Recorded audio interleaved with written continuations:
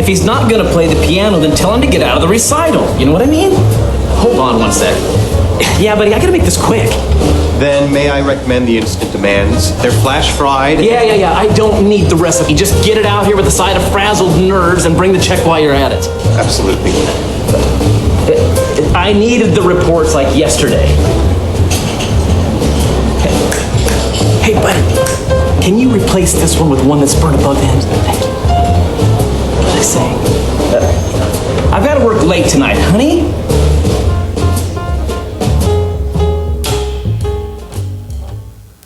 How many of you feel like you never have enough time to do what you need to do? Some of you even have two hands up. Well, the two hands is for praising and worshiping, not for saying I need more time.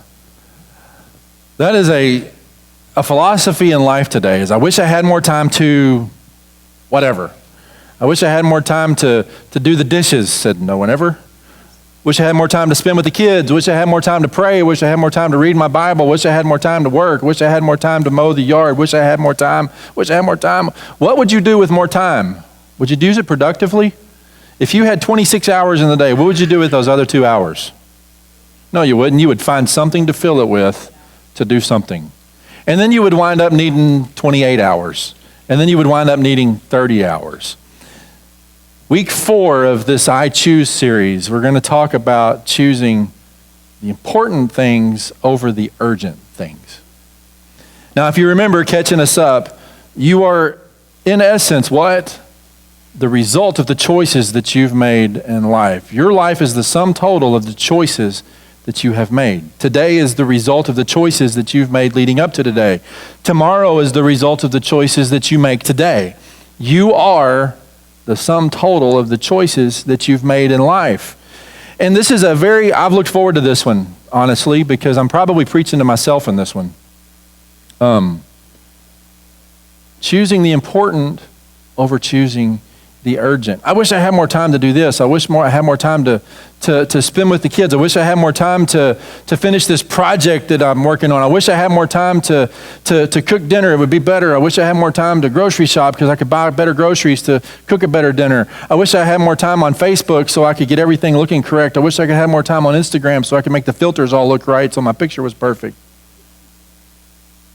You laugh. But is it not amazing the things that fill our time? Right. If you have one, some of you have one with you right now because you're on the Bible app. If you have one of these, raise it.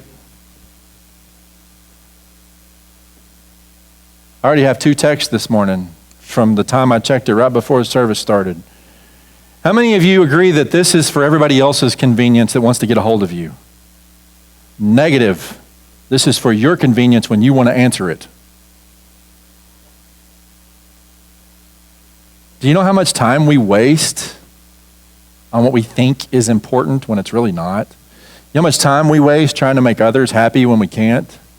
You know how much time we waste trying to do more of whatever? You ever notice when you ask people, how are you doing? There's a pretty common answer. I've even been guilty of this. We've all been guilty of this. How are you doing? I'm busy. I'm busy. You wouldn't believe the things that I've got going on. I'm busy. You ever hear people say that? How come no one ever says when you ask them, how are you doing today? No one ever says, oh, today's been great. Been at the park with the kids all day. Was at church this morning, had a great message. I have more time to do things than I ever dreamed possible. No one ever says that. If they did, you would probably look at them and, dude, give me some of what you're drinking. That was a joke. But we're so busy. We're busy. I never have enough time to do anything. I never have enough time. We have a problem in our society. I can't really prove this biblically, but I believe that if Satan can't get a hold of you and make you bad, he's going to do everything he can to make you busy. I saw some eyebrows raise. If he can't make you bad, he can't get a hold of your heart and make you do the things that you know are wrong. He can certainly fill your time and make you busy doing the things that you think are important, but they just don't matter. We have a problem in our society. I am determined to never use the phrase again, I don't have enough time. Because what am I telling myself when I say I don't have enough time for that? I'm telling myself I don't have enough time for this because I've devoted my time to something else that's probably not as important as this.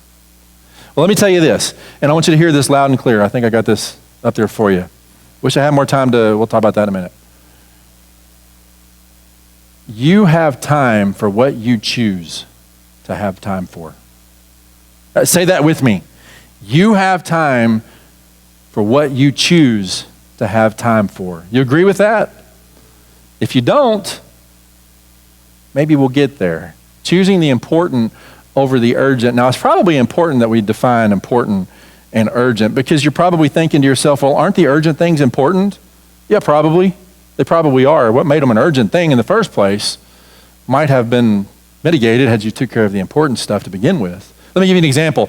It's important if you're a business and you have you own a business and somebody comes to you and they're complaining about your business. It's urgent that you take care of that complaint. It's urgent that you take care of the customer. Maybe it's important that you put some tools in place so that doesn't happen again the next time. Or maybe your car breaks down. You didn't change the oil, so something happened and the car broke down. It's urgent that you get the car fixed now so that you have a vehicle to drive, right? It's important that you start taking care of your vehicle and doing routine maintenance and changing the oil like it's supposed to so it doesn't break down so you don't get to the urgent. You see what I'm saying? It's urgent. If you get sick, we even call it urgent care. If you get sick, it's urgent that you go to the doctor to get taken care of, or however it is that you take care of the sickness. But it's important that you take care of your body and you eat the right foods and you take care of your immune system so that you don't get as sick. So yes, sometimes the urgent is important, but the important doesn't always have to become the urgent. Does that make sense? There's a writer that he writes a lot about leadership and writes a lot about team dynamics, and he makes this statement. In fact, that's where this came from. You have time for what you choose to have time for. But he makes the statement, if you do the important, if you take care of the important things, you won't have as many things that are urgent. But the opposite is never true. Spending all of your time taking care of the urgent, you have no time to take care of what's important. So we're going to pull that apart this morning. What does it mean to take care of the important over the urgent? And we're going to use a story in the Bible. I know, shocking concept, right? We're going to look at a story that many of us have read before. It's not a new story. It's in Luke chapter 10. In fact, I have the reference up here for you. Luke chapter 10. It's a story of Mary and Martha. Now, you know this story. It's towards the end of Jesus' ministry here on earth. And he's come into Mary's and Martha's home, and he's going to commune with them. He's going to eat with them. He's going to share a meal with them. And Martha absolutely panics over Jesus being in his house. Let's read this first part, verse 38. As Jesus and his disciples were on their way, he came to a village where a woman named Martha opened her home to him. It's a nice thing to do. We like having visitors. We like having guests. We like talking to people. I'm sure Martha enjoyed the same thing. Martha opened her home to him. She had a sister called Mary who sat at the Lord's feet listening to what he said. Now, Martha felt some pressure here. Martha bought into the urgent. I don't know what Martha's house looked like, but I can imagine, you ever have anybody over to your house sort of unexpectedly? A guest is coming over. Quick, everybody together, throw all of the stuff underneath the bed. Open up the closet, get rid of all the stuff on the counter, light the candles, light the good candle, the one we have for guests. You panic because the house has to look perfect for your guests. Anybody like that? Yeah, come to my house, it ain't happening. This is Martha. She's panicking because God's coming. Think about that. Jesus himself is coming. Now you throw a fit getting the house ready for just some ordinary old person to come over and visit. Can you imagine if Jesus himself was coming to your house? Well, it has to be perfect. The hors d'oeuvres have to be just right. What does he eat? Does anybody know? We have to have the right soft drinks in the fridge for him. And they have to be the right temperature. The place setting has to be perfect. Does he sit on the right side of the table? Does he sit on the left side of the table? Martha has bought into the urgent. She's been overwhelmed by this urgent situation. Anybody ever been there? It just kind of takes over. She's pursued by the urgent. Remember what I said? I don't think I can prove it biblically, but if Satan can't get a hold of you and make you bad, he can sure make you busy. What Martha's doing is not bad, but it sure has made her busy. But Martha was distracted. I like that word. She was distracted by all the preparations that had to be made. She came to Jesus. She's telling on Mary. Anybody like a tattletale? No. Ask my kids what happens when you tell on your brother or your sister. It doesn't work out too well for you. She's telling on Mary. So she came to Jesus and she asked, Lord, don't you care that my sister has left me to do the work by myself? Tell her to help. That's a very honest human response. Would you agree? Daddy, they're not cleaning the kitchen like you said. Tell them to help. Well, the time that you've wasted to come and tell me about it, you could have helped. Martha is just beside herself because Mary is not working. Mary is not carrying her weight. Mary's not worried about what the house looks like. Mary's not worried about what the table setting looks like. Mary's not worried about anything other than Jesus. Sit down and listen. How many times have you said that to your kids? Sit down and listen. I'm going to tell them myself. Have you found that the older you get, the more distracted you become? Has anybody else noticed that? I mean, let's just take an example. Anybody know where my glasses are? I've looked all over for them. Has anybody seen my glasses? You ever do something like that? You're just so distracted you can't even think straight. Looking for my earbuds the other day. Guess where they were? In my ear. You ever looked for the car keys and they're in your hand? We get distracted all the time. Martha is distracted. She's distracted because she's placed this unrealistic expectation on herself of this urgent situation of Jesus coming to her house. What do you do when you get distracted? What are you distracted from? You want to do what's right. You want to do what you know to be important, but you, for some reason, are pursuing what has become urgent. You're totally missing the important. Martha has totally missed the important thing here. She's totally missed the fact that Jesus is coming to the house. What is she doing? So Martha, Martha, the Lord answered, you are worried and upset about many things, but few things are needed, or indeed only one. Mary has chosen. Martha has been distracted. Mary has chosen. Boy, there's two key differences there, or one key difference there in two different terms. Speaking of distraction, Mary has chosen what is better, and it will not be taken away from her. I love that. Because she has chosen what is right, it won't be taken away. So let me ask you a question this morning. What is it that's most important? What's the most important thing you've been distracted from pursuing? I'm going to give you the opportunity to take like a minute to write it down on your worship folder. There's a blank there for you. What's the most important thing you've been distracted from pursuing? I want you to think about it. Be honest with yourself. Maybe it's your Bible study. Maybe it's your prayer time. Maybe it's, I don't know, you're too distracted to spend time with the kids. Maybe work is suffering because something else is taking your time. What's the most important thing that you've been distracted from pursuing?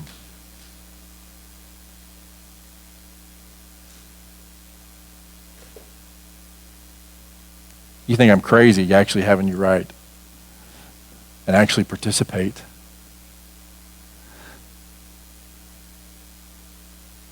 If you're in the Bible app, there's a place in the Bible app for you to write this down as well. What's the most important thing you've been distracted from pursuing? Now, I don't want to just leave you hanging. I want to give you some practical applications for how to choose the important. Choosing what's important over choosing what's urgent. And the first is this, and I've begun trying to implement this at work. Been trying to start doing this in my daily life with family and with church and with everything.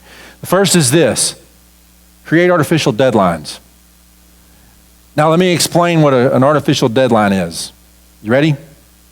It's just simply that. It's an artificial deadline. What does the word artificial mean? Not real. It means put something in place to get something done sooner than what it needs to be done later. Just for an example, my message for a Sunday morning, when does it really due? When does it have to be done? By about 11:15 on Sunday morning is when it has to be done, because that's when I get up and I start talking. But if my message is not done until 10 minutes after 11 on Sunday morning, we're in trouble. Well, I'm in trouble, and you have to listen to it. So in my mind, I've tried to create this artificial deadline. Now, it fluctuates, I'll be honest, because there's 2 jobs to take care of. There's a family to take care of.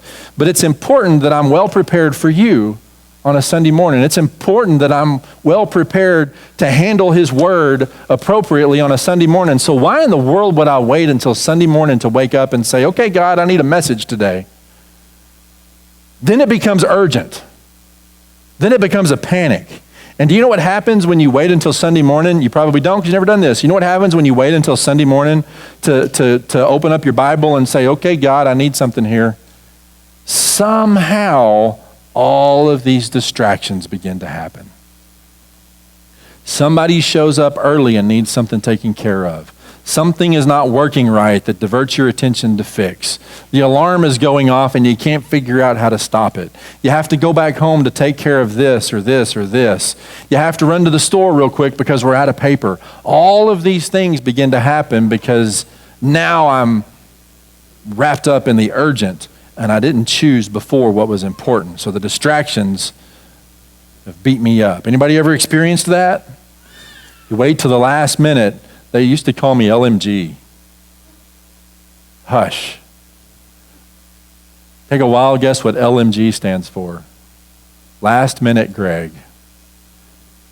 Now I'm getting better. Now it's like, instead of last minute Greg, it's like last month Greg. So we're getting there. So I set this artificial deadline. My goal every week is to have my message prepared and have the PowerPoint done and have everything ready to go by Thursday evening. Thursday is a great day because everybody else, when I get home from the other job, they're at the gym and there's about 5 hours of undistracted time, right, of expected undistracted time in the office. And I can get it all done if it's not done. Now, truthfully, the message preparation starts way before that, but it's all put on paper and it's finalized by Thursday. If I don't have it done before I go to bed on Thursday, guess what? There's the panic because it starts to become the urgent. Set an artificial deadline to make things more efficient. I could probably give you an example. You work a 5-day work week. It takes 5 days to get your work done in that work week. You know why? Because we've conditioned ourselves to take 40 hours in a work week to get everything done. But have you ever noticed that along about 4 o'clock on Friday, there's not enough time in the week to get everything done? You know why that is? Because we were horribly efficient at scheduling our time before then to get it done. But let's say you're going to go on a trip. It's vacation week and you're leaving on Wednesday afternoon. So you got to get 5 days of work done in 2.5 days. Guess what's done Wednesday afternoon when it's time to leave to go on your trip? All of the week's work is done. Because you have artificially created this deadline of when I have to have it done, so you've become more efficient. You've paid more attention to what the important was, and it wasn't urgent later on. Isn't it crazy how that works? If you're going to clean the house, give yourself an hour to clean the house. You get just as much work done as you did if you gave yourself 4 hours to clean the house. You know why? Because in that 4 hours, you're going to spend 2.5 of it playing Angry Birds. And the other half of that 3 hours, you're going to spend talking to somebody on the phone because they decided to call and interrupt you when it was your choice to answer it in the first place. And then you know what? All of your 4 hours was condensed to 1 hour anyway. And you wasted 3 hours. So schedule the 1 hour and you'll be amazed how much more efficient you are and how much more you get done. Now, I get it. Sometimes the job dictates how long we work. Sometimes the boss dictates how long we work. I'm not talking about that. I'm talking about managing what you can manage. Set an artificial deadline. You'll be amazed at how much more efficiently you do things. Second one is this, and I absolutely have learned my lesson of how not to spell, for one. I have absolutely learned my lesson, or am learning my lesson, on allowing yourself to get overextended. I don't believe that our problem as a whole is that we have a lack of commitment. I think our problem most of the time is we're over committed. So I would challenge you, be ruthlessly selective in your yeses. Be ruthlessly selective in what you say yes to, what you agree to. It is a hard thing to say no. Amen? How many of you have a hard time saying no? How many of you have talked to me directly about this saying no business? Several of you. It's a hard thing to learn to do, is to say no. But do you know what happens when you start saying yes to everything? Before you know it, everything is urgent. Everybody else's emergency is urgent to you because you've said yes. Because you've put yourself in a position where you can't say no. Be judiciously selective, ruthlessly selective in your yeses. Let me give you an example. There's all kinds of things that come up that we think are important. And you may latch on to something that's important or something that you think is important. And then 30 minutes later, something else bigger comes along that needs your attention. Well, which one's really important? Maybe if I'd have said no to something that wasn't quite as important, I would have time for the things that really are important. That's a common practice in businesses that are very successful. There's opportunity after opportunity after opportunity after opportunity to do more. But more doesn't always mean more productivity. More doesn't always mean more gain. Sometimes more creates a whole lot of muddle and gets in the way of what is. So if the businesses and the successful leaders that are able to say no, they free their time to say yes.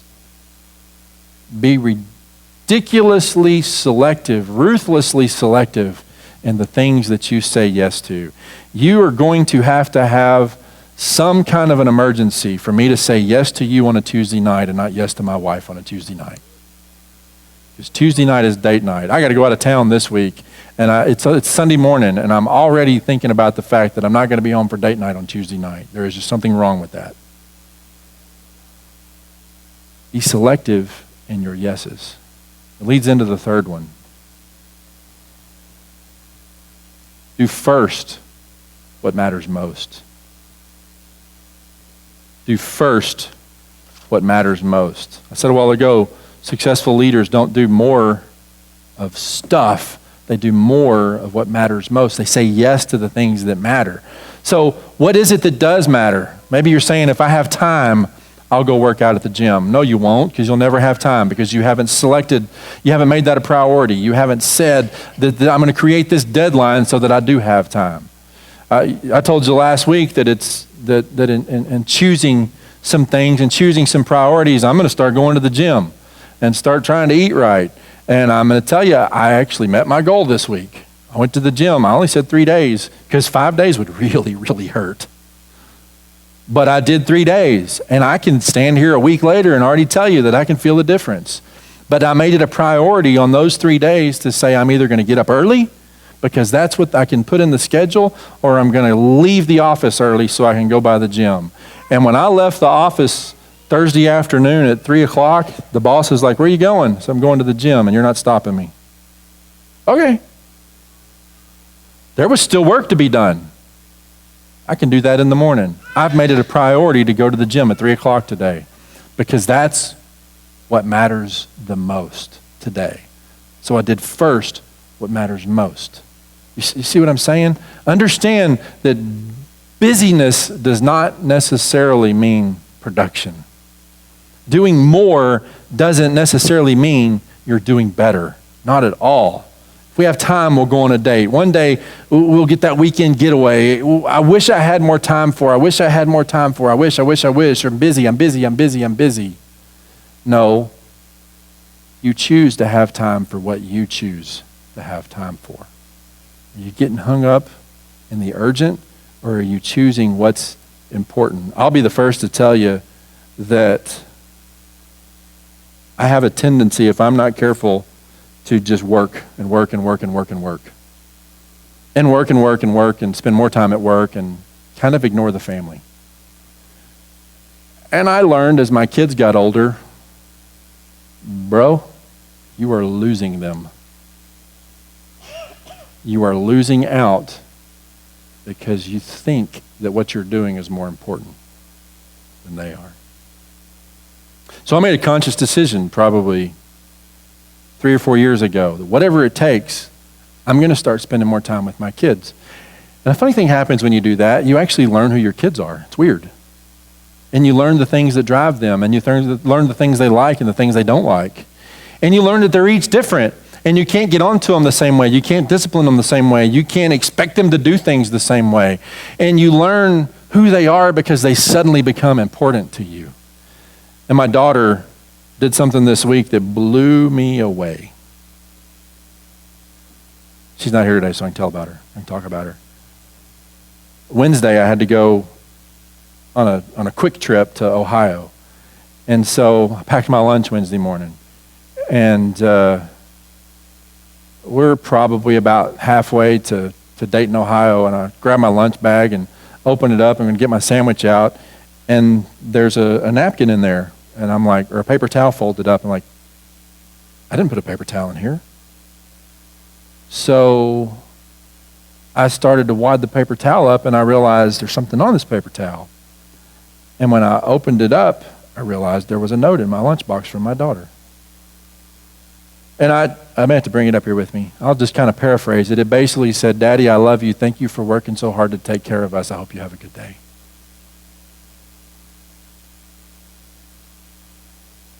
Are you choosing the important, or is the urgent demanding you? I have a hard time believing that if I didn't make a conscious choice to get to know my daughter, if I didn't make a conscious choice to get to know my sons, I would never get a note in my lunchbox that caused me to tell everybody else on the airplane it's getting dusty on this flight deck.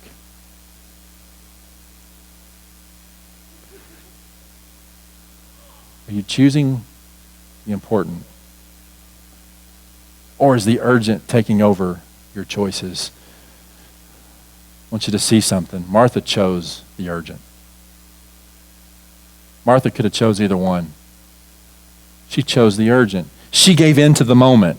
She took care of what she thought was the most important thing. She took care of what didn't matter one bit.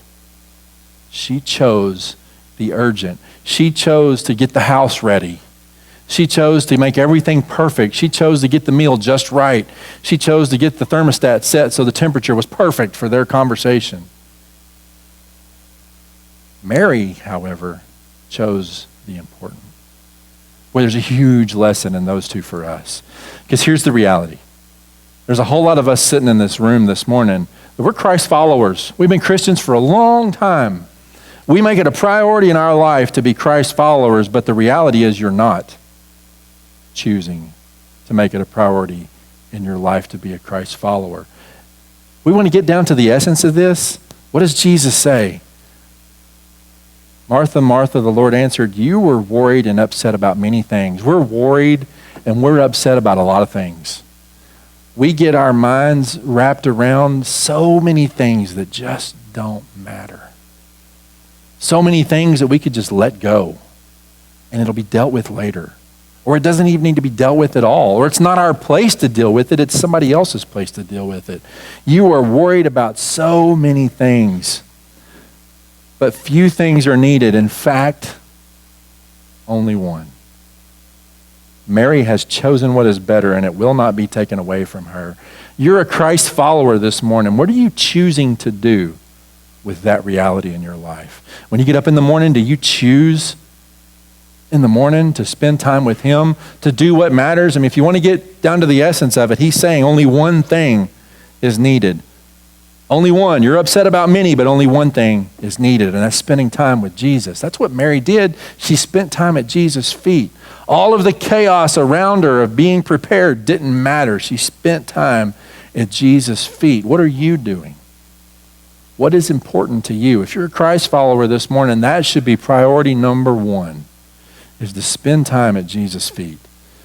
I think that is the number one failure in the church today. There's a lot of things that lend itself towards that, but the number one failure is we have allowed so many things to pull us in so many different directions under the auspice of being busy, that this is important. I have to take care of this. No, it's not. Spending time at Jesus' feet is number one priority. We've even got away from it locally as a church. Yeah, we talk about it on Sunday mornings, but what are we doing about it the rest of the week? That's why I'm so adamant that the prayer meetings are so important. That's why I want Sunday school to be so successful. That's why I want other groups that meet throughout the week. I want the Hispanic ministry to be so successful. Did you happen to notice how many of them stood up and walked out? I'm telling you, Moises is on fire. Do you know why? I know for a fact that his number one priority is sitting at Jesus' feet and saying, Father, what is your will for my ministry? What is your will for my life? Nothing else matters until I have fulfilled that. Ask my boss. Unless I'm actually in an airplane, if somebody needs something from the church, if there's something that needs to be taken care of, I've even closed my door at my office to take care of a prayer on the phone or work on a message. Shh, don't tell them that. Because sitting at Jesus' feet is the priority of my life. Every morning when I get up, nobody else is up in the house. And I've even started coming over to the office because it's nice and quiet over here at 5:30 in the morning. I hate 5:30 in the morning. I'll just tell you that right now. I don't have to be at work for another hour and a half. Why am I over here at 5:30 in the morning? Because there doesn't seem to be any other time later in the day to make it a priority to sit at Jesus' feet, but 5:30 in the morning there is. Are you giving in to the urgent, or are you choosing what's important? Stand with me. Make no mistake, you choose. You choose to spend your time with what you choose to spend your time with. Totally up to you. Are you giving into the urgent, or are you taking care of the important? Set those deadlines. You'll be amazed at how much that frees your time, how much more productive you are when you're up against the clock, so to speak. Be ruthless in your yeses. You may even tell me no. That's okay. If the yes is divinely driven, who am I to argue with it? And choose first what's most important. Put those things on the calendar first. Take care of what's first. And everything else fall into place. Some of you are struggling with that. Some of you have made so many things important. They just don't matter. Some of you have let so much urgent take over your life that you can't even breathe. Let it go. It just doesn't matter. Choose what's most important first. Martha was going crazy trying to get the house ready. Some of you are trying to get the house ready. Forget the house. Just follow Mary's lead and sit at Jesus' feet. Let him lead you. Let him direct you. Bow with me. Father, I just pray in the innocence of a moment. Lord, I know that there's some here that are saying there's no way I can get rid of things during the day. There's no way I can rearrange my schedule to put you first. There's no way I can rearrange my finances to put you first. There's no way I can rearrange my family's schedule to put you first. There's no way I can rearrange. There's no way. But there is a way. And Father, I just ask that you help us to get everything else, all of the distractions to the side, and to just sit at your feet. Nothing else matters. Nothing else is more important than aligning our hearts with your heart, than spending the day with you in your word, spending some time in your word to see what your words say, to see the direction in life. So many people are struggling with finding a direction because we've allowed so many things to move in and take over. And we're listening to this and we're listening to that, and we're trying to follow this plan and trying to follow that plan, when the reality is you've laid it all out before us. If we would just trust in you. Your word says, seek you first, and then all these things will be added. Mary got it. Mary sought you. Even in the distraction of the moment of getting the house together, Mary sought you. And it says she will not be forgotten. It says that those things will never leave her. Father, someone here this morning needs to know that. Someone here this morning needs to learn how to let go and let you. Someone here this morning needs to learn how to say no. Someone here this morning needs to learn how to just sit at your feet. Father, probably someone praying in this very room for that thing. I just ask that you hear them. Lord, I ask that nothing else would matter in their life but the things that are important. Father, give us the ability to quit giving in to the urgent and to choose to do what's important. That's my desire. That's my prayer. As we wrap up this series of choices, Father, help us to understand that we really are the result of the choices that we've made. Our lives really do depend on the choices that we make. And Father, just help us to make those good choices. Help us to decide to choose to take care of the important over the urgent. Father, go with us today. Be present in this place tonight, Father. Prepare that room before anyone ever shows up for the hearts of prayer of your people. Lay down at your feet and seek your will, seek your direction, and seek your hope for our life. Father, I thank you. In Jesus' name I pray. Amen.